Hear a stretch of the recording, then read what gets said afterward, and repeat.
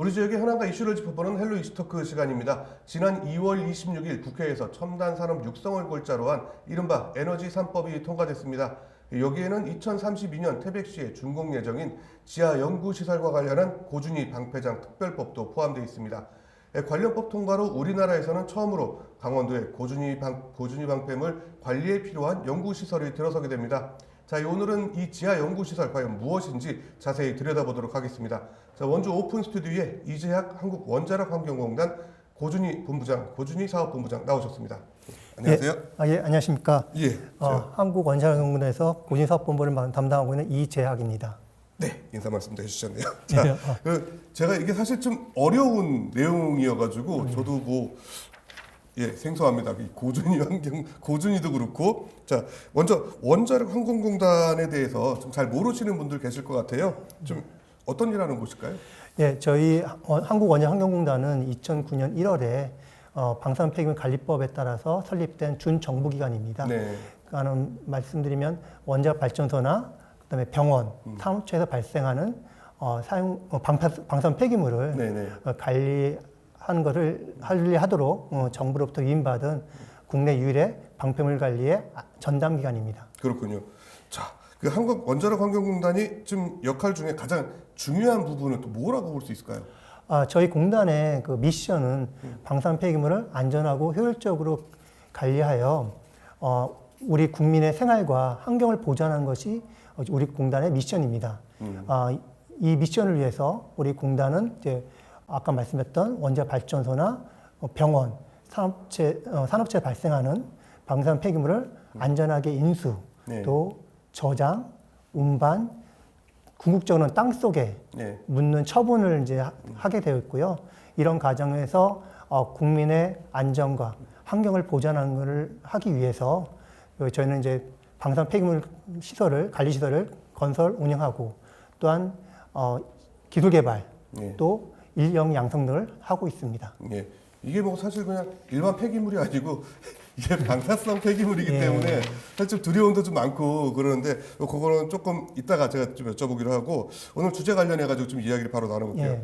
이 고준위 방사성 폐기물 그리고 사용 후 핵 연료 여기에 대한 좀 이해가 필요할 것 같아요. 저도 문과 출신이어가지고 잘 모르는데 이 고준위 폐기물 그 방패물과 사용 후 핵 연료 정확히 좀 어떻게 봐야 될까요? 먼저 사용 후 핵연료에 대해서 좀 설명드리도록 하겠습니다. 사용 후 핵연료라는 것은 원자력 발전소에서 전기를 생산하기에 사용되는 사용을 하고 나온 우라늄 연료로 보시면 될 것 같습니다. 그래서 비유를 하자면 석탄 발전소에서 전기를 생산 나온 이제 석탄재를 이제 비유가 될 수 있는데요. 그 대신 이제 사용 핵연료는 약간 좀 특성이 있습니다.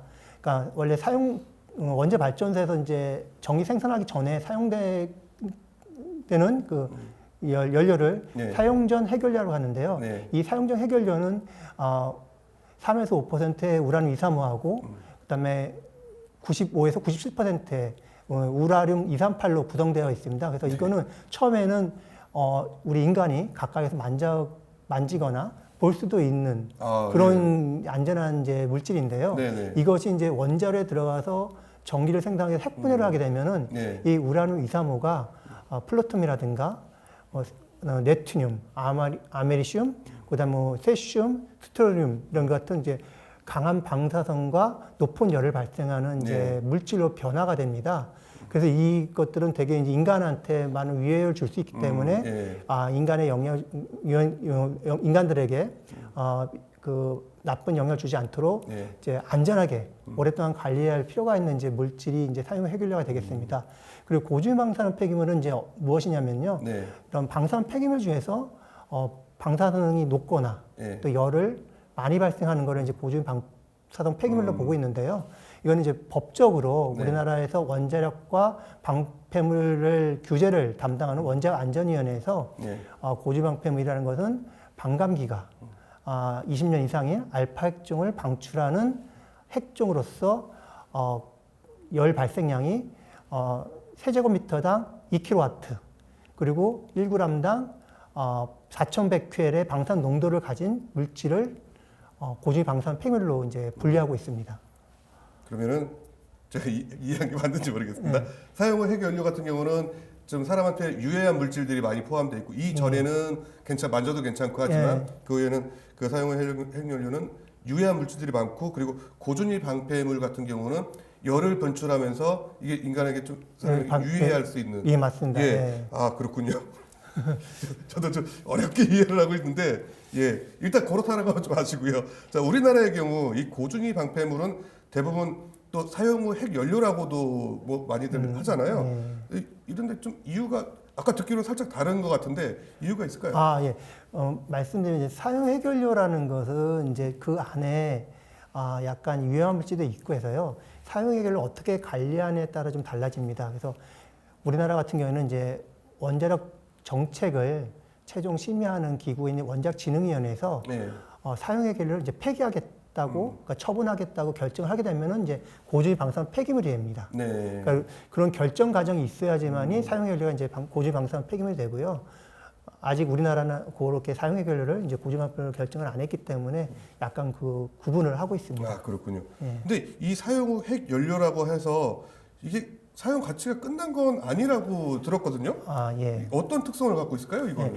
아까 좀 앞에서 좀 설명드렸다시피 이제 네. 사용 해결료에 그러니까 이제 핵분열을 하고 나면 거기에 플루토늄이라든가 이런 물질이 있고 또 뭐 핵분열을 해서 전기 생산하는 물질 중에 우람 235가 있는데 네네네. 그 물질이 아직 그 사용 해결료에 포함되어 있습니다. 그러니까 그런 물질들을 물리적이나 화학적으로 처리를 해가지고 그러니까 다시 해결료로 사용할 수 있는 우람 235라든가 플루토늄을 사용을 할 수 빼서 다시 연료를 활용할 수 있습니다. 아, 그렇군요. 예. 그런데 이제 다만 그런 그 플루토늄 같은 경우에는 이제 핵무기의 그쵸. 원료를 예. 사용할 수 있기 때문에 네. 국제적으로 좀 그게 금지되어 있습니다. 우리나라 같은 경우에도 한국과 미국이 맺은 원자력 협정에 따라서 우리나라는 재처리를 할 수 없게 되어 있고요. 또 그 재처리 비용이 예. 천연 우량을 그냥 채광해서 연료를 사용하는 것보다 비싸기 때문에 지금 현실 이제 재처리할 수 있는 국가인 영국 같은 경우는 현재 상업용 재처리를 이제 안 하고 있는 상황입니다. 아, 그렇군요. 예. 근데 재처리할 수 있는 기술은 있죠, 우리나라도. 지금 현재 우리나라 기술 개발 중에 있고요. 아, 그렇군요. 근데 그거를 저희가 단도로 기술 개발할 수 없고 네. 아까 말씀드렸던 한국과 미국의 원자 협정을 통해서 같이 공동 연구를 하고 있고요. 우리나라에서는 그걸 단독으로 할 수 없는 상황입니다. 그렇군요. 핵무기를 만들까봐 또 예, 이런 것 때문에 그런데 약간 아쉽기도 하면서 저는 뭐 그래도 언젠가 산업용으로 사용을 해야 되지 않을까 싶기도 한데 자, 이 사용 후 핵 연료를 처리하거나 이제 연구하는 별도 시설이 필요할까요? 예, 이제 말씀드렸지만 아까 사용 해결료의 특성이 강한 방사선을 발생하고 높은 열을 발생했고 되게 오랫동안 수십만 네. 년 동안 이렇게 발생을 합니다. 네. 그러니까 이런 시설을 이런 물질을 안전하게 관리하기 위해서는 외부로 방사 물질이 발출되지 않는다는 안전성을 입증을 좀 해야 되거든요. 근데 그런 그 방사 물질이 외부로 방출이 안 되고 자갑제의 안정이 확보된다는 거를 그런 시설을 설계하거나 건설하기 전에 사전에 입증을 해야 됩니다. 그러니까 그런 사전을 입증하기 위해서는 그런 사용 해결료나 고지마표를 사용하지 않고 이렇게 방사물질이 외부로 나가지 않고 인간에 영향을 주지 않는다는 거를 그런 입증할 수 있는, 네. 확인할 수 있는 그런 연구시설이 별도로 필요한 겁니다. 그렇군요. 그래서 네. 지금 현재 그 만약에 아까 말씀드렸듯이 사용 해결료를 이제 처분하겠다고 폐기하게 결정되면 이제 고주 방패물을 처분하게 되는데요. 그래서 국제 원자력 기구인 IAEA에서는 그런 가장 실현 가능하고 가장 안전한 방법을 질적으로 안전한 안반이 있는 지하 500m에 네. 묻는 땅속에 묻는 거를 그거를 심층 처분이라고 하는데요. 그거를 이제 권고하고 있습니다. 그러니까 그거를 그런 그 권고에 따라서 그냥 땅속에 묻으면 안 되고 예. 그게 수십만 톤의 방사물질이 나와지 않고 우리 인간에 영향을 주지 않는 거를 사전에 그런 기술들을 개발하고 그걸 이제 확인할 수 있는 기술을 개발을 하기 위해서는 그 지하에 그 처분장과 유사한 환경에 있는 그 땅 속에서 연구를 좀 사전에 해봐야 됩니다. 그래서 작년 12월에 이제 태백시에 저희가 그 지하 연구시설, 연구용 지하 연구시설의 그 부지를 선정하게 되었습니다. 예, 그렇군요. 그런데 그 사용 후 핵 연료 같은 경우도 에너지가 계속 남아 있는 것 같은데 네. 이거를 재처리를 못하고 이렇다니 좀 아까운 것 같기도 한데. 그게 이제 아까 말씀드렸던 이제 경제성인 논리가 있습니다. 예. 그게 이제 만약에 우람 연료가 많이 없다면 네네.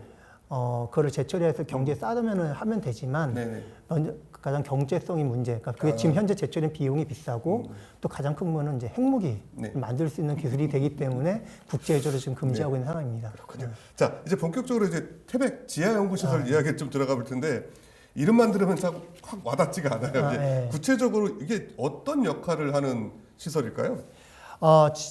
태백시 철암동에 이제 건설하게 되는 연구용 지하연구시설은 아까 말씀드렸듯이 이제 고지방패물을 이제 지하 500m에 처분하기 네. 전에 그 처분장이 진짜로 이제 나중에 어떤 별도 고지방패 특별법에 따라서 네. 별도로 이제 부지 선정할 예정인 이제 처분장을 건설하기 전에 거기서 적용할 기술들, 그러니까 방사능 그 안전하게 처분할 수 있는 기술, 그다음에 그 안전하다는 걸 입증할 수 있는 기술들을 네. 사전에 네.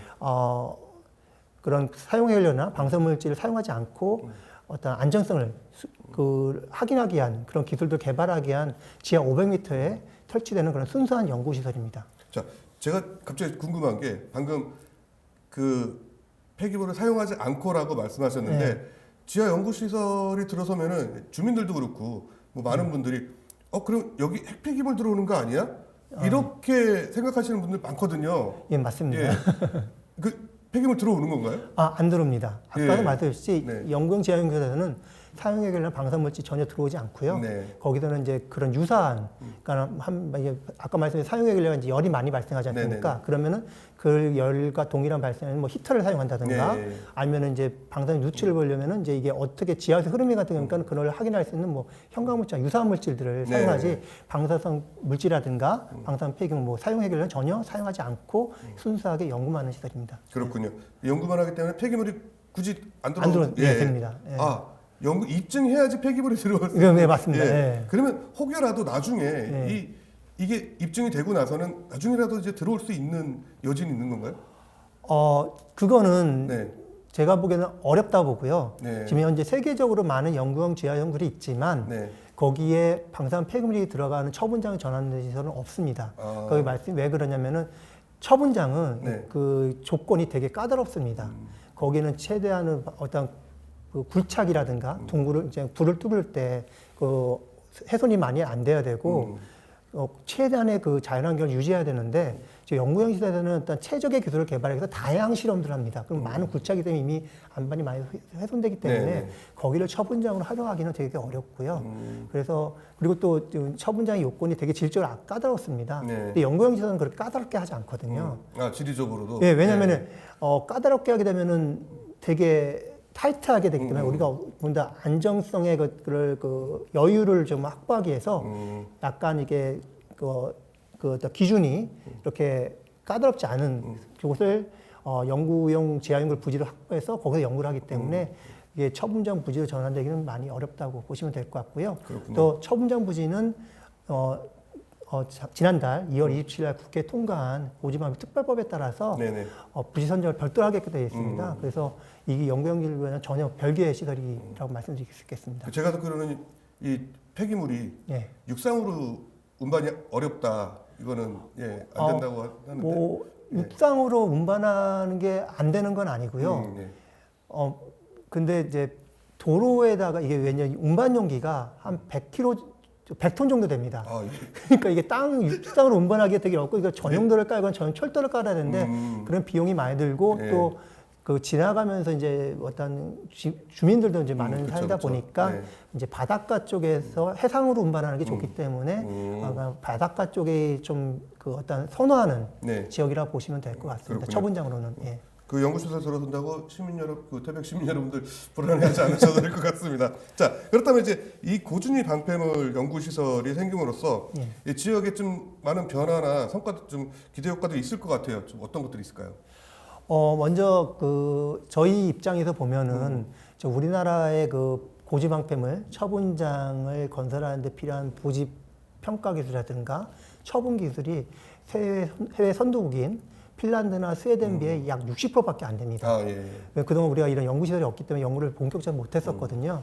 근데 이제 지하 연구시설이 생기게 되면 우리가 그런 처분, 고지방패물 처분하는데 필요한 그 기술들, 뭐 안전성 평가라든가 아니면 그 폐기물을 담을 수 있는 처분 용기를 개발하고 또 그런 네. 것들이 정말 수십 년 동안 방사능 누출이 안 된다는 걸 입증할 수 있는 그런 기술들을 개발하게 되면은 나중에 독자적으로 개발하기 때문에 우리가 나중에 해외 선도가 동일한 기술을 갖게 되겠고요. 또 하나는 이제 이런 기술이 저희가 확보하게 되면 우리나라가 지금 해외 원전을 기술을 수출하고 있지 않습니까? 네네네. 그런 기술을 할 때 이 방사피율도 같이 패키지로 아, 이거 수출할 수 있는, 예, 그렇죠. 할 수 있는 아, 그런 그 네. 기회가 있다고 생각합니다. 그렇군요. 근데 이제 저희 원자력 발전 역사는 오래됐잖아요. 네. 근데 이 고준위 방사능 폐기물 연구 시설이 이제야 생기는 게 너무 늦지 않나 싶기도 하고요. 예, 이유가 네. 뭘까요?